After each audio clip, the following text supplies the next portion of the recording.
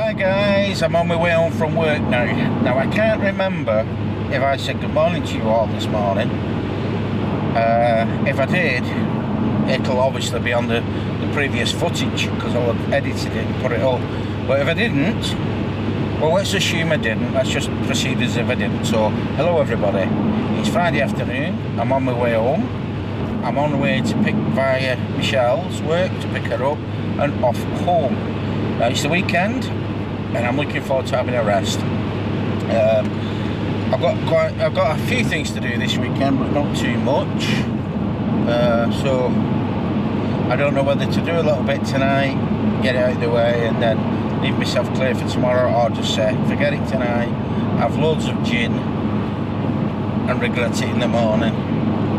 Well, we shall see. More to follow. Anyway, I'll get off and pick Michelle up. Speak shortly.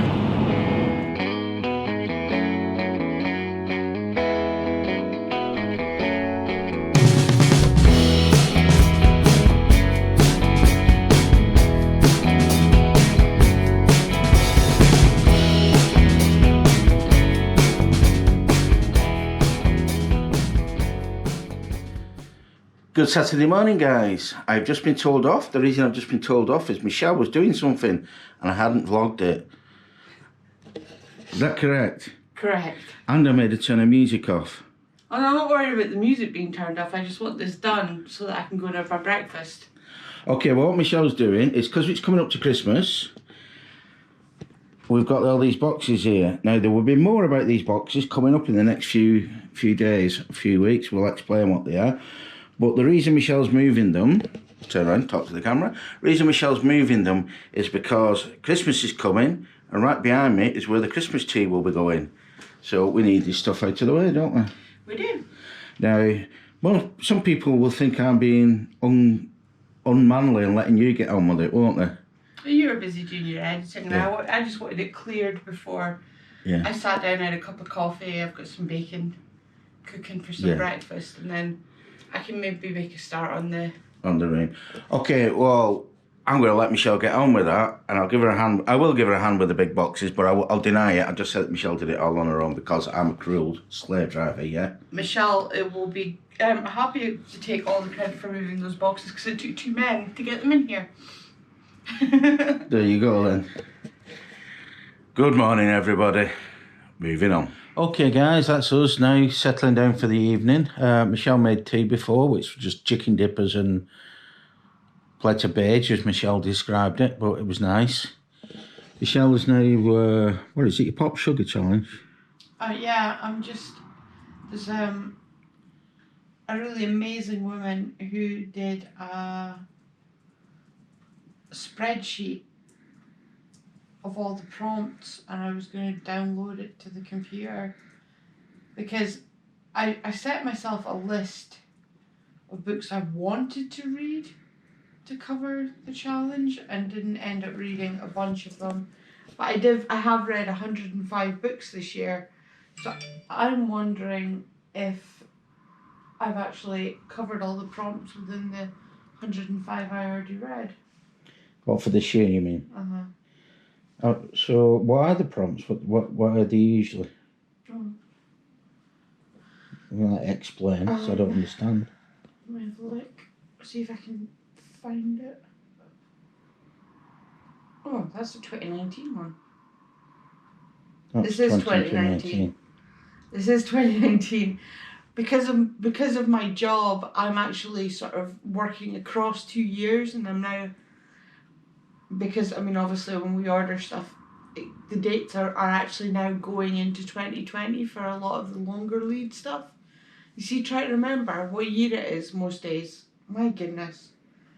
I'm just lucky. I'm just happy if I remember it's Monday. It's Saturday today. That's all we need to know.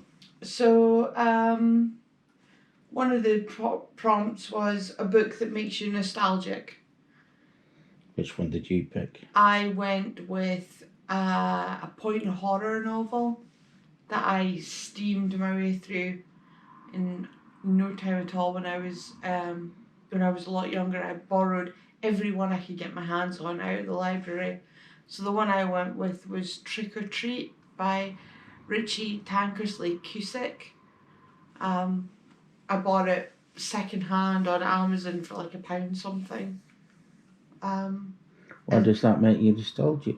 Because I used to read them. I read them all when I was a kid. So it's like a throwback. Okay. A book written by a musician. I read Stephen King's Dr. Sleep. He's in a band. Therefore, he is a musician. He plays guitar in a band. It counts. Very, very, very, very thin. No, it counts. Comments below, does that count? I would say not, myself personally. And Michelle's not looking at me, so I'm sticking to my story.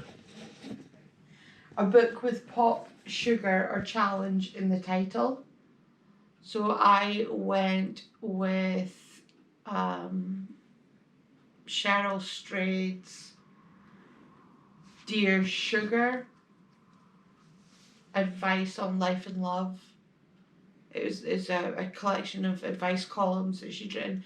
Cheryl Strayed, you know the movie Wild? Oh, who was no. Where she walked the Appalachian Trail? Yes. Reese Witherspoon. Yeah. That's Cheryl Strayed. That's a true story based on her life. Oh, right, okay. So it was her book. It was really good, actually. I really enjoyed that. A book with an item of clothing or accessory on the cover. 13 Reasons Why by Jay Asher. Guy in the front of the cover is wearing headphones. It counts. A book inspired by mythology, legend, or folklore. Mythos.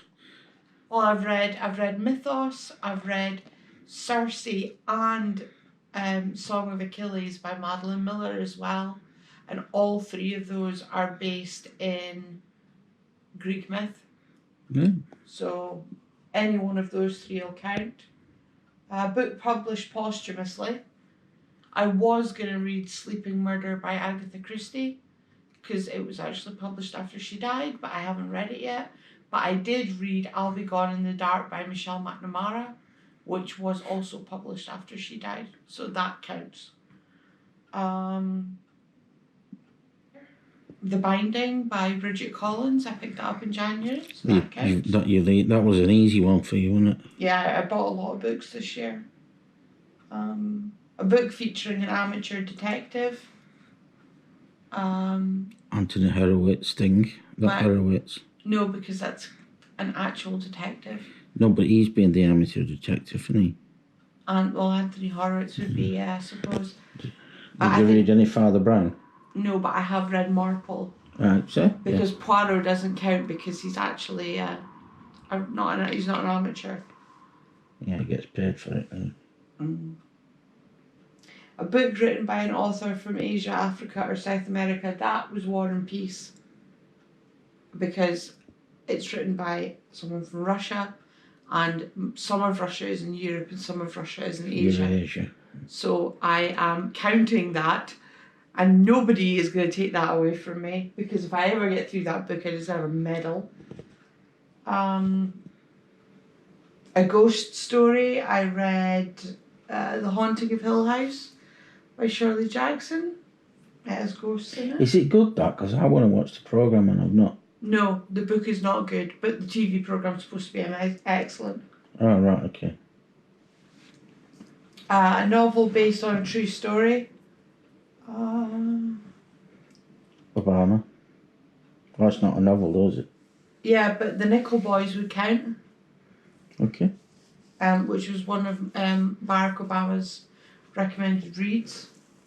Book recommended by a celebrity is also a prompt, and that would count for that. A climate fiction book. I read Clade, which I actually really enjoyed. And it's all about it's climate. It's like a climate apocalypse, you know. An Own Voices book. I read The Hate You Give. That counts for that. There's 50 of them in total. Yeah, okay. Well, you don't need to read them all, like. It's gonna be here all night, won't we? It's gonna take me a little while, yeah. Okay, so what I'm thinking now, it's 6:30, 25 to 7. I'm wondering if it's too early for gin. Too early for gin? It's not too early for gin. I have got a official go ahead on that one. So gin o'clock it is. Okay guys, what's been happening all day today is Michelle's been in communications with Amy, and Amy's doing some cooking that you usually do, isn't she? Do you want to explain? It's the slow cooked beef that Alan likes so much. It's one of Amy's husband's favourite things that I cook. And she decided she was going to have a crack at making it. So I think I've had 3 phone calls today so far. And 1 last night. All about how to cook it. Yeah. Now, the last phone call we got, it's not a phone call, it's the video calls. The last video call we got, they were just carving it up, weren't they? And They were just walking off with the plates. We still don't know if it's any good. So they've not got in touch with us. So Michelle's going to have to get in touch with them now, because it's been built up to me like Coronation Street, isn't it? So you texting. Did it turn out okay? I'm just going, so inquiring minds want to know, was it good? I don't want to phone because they're probably getting Mary ready for bed. Well, she's probably in bed by now, but it's 8:30. Yeah, well, Strictly Come Dancing's finished, so she should be in bed at her age. Waited on bated breath. Oh, direct reply. She's obviously near her phone. And the result was... This is a story, innit? Hopefully Chris hasn't put his foot in it and said that mine was better. Talk amongst yourselves. It's okay. With the miracle of editing.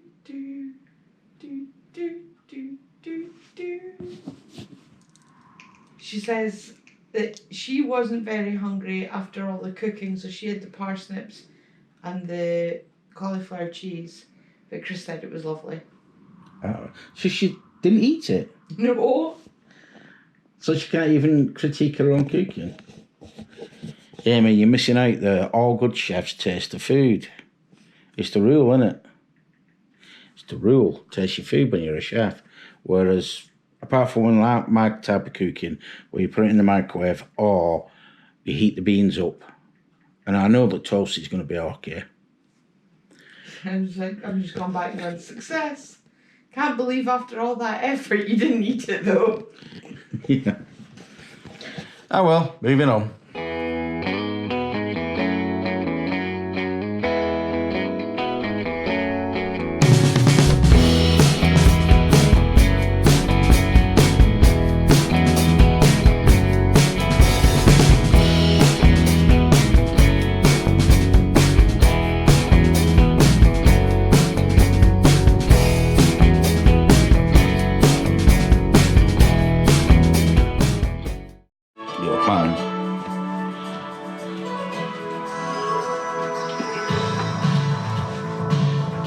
Good morning, people.